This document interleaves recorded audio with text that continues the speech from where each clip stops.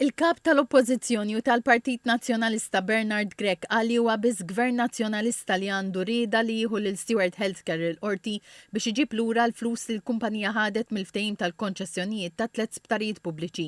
F'kollegament telefoniku fuq l-istazzjon Nazzjonalista Net Television, il-kap Nazzjonalista Bernard Grech qal li fl-aħħar jiem il-qorti qalet li l-Avukat tal-Istat irid bil-fors il-permess tal-Prim Ministru biex tinfetaħ kawża biex jikseb il-flus brabta mal-konċessjoni ta' 3 sptarijiet. Dr. Grech qal li Gvern Laburista qatt mu se jġib flus il-poplu lura u l-uniku triq qal idik li l-poplu jbiddel il-Gvern.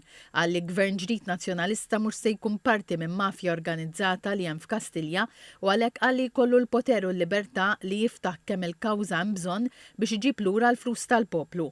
Il-Kap Nazzjonalista qal li n-nuqqas ta' pjanar mill-Gvern wassal għal kriżi fil-qasam tas-saħħa.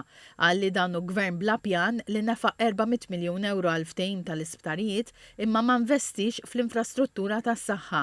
Qal li kien għalhekk li l-Gvern kien imġiel joħroġ sejħa biex is-servizz ta' emerġenza jibda jingħata wkoll mis-settur privat.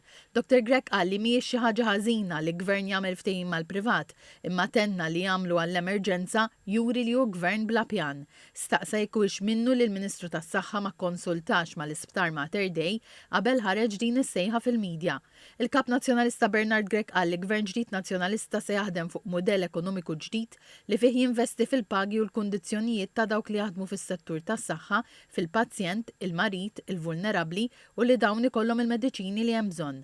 Dr. Grech ikkritika wkoll il-Ministru tal-Finanzi Clyde Caruana għax qal li dan qed jippermetti tberbiq tal-flus mill-Gvern bħalma ġara mal-Kummissarju tal-Finns qal li id-dejn tal-pajjiż irdoppja taħt Robert Abela.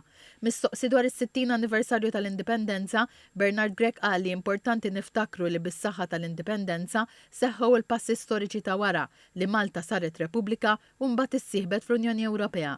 Qal li dan l-anniversarju jfakkar lil pajjiż biex iħares il-ġejjieni tiegħu u tal-poplu.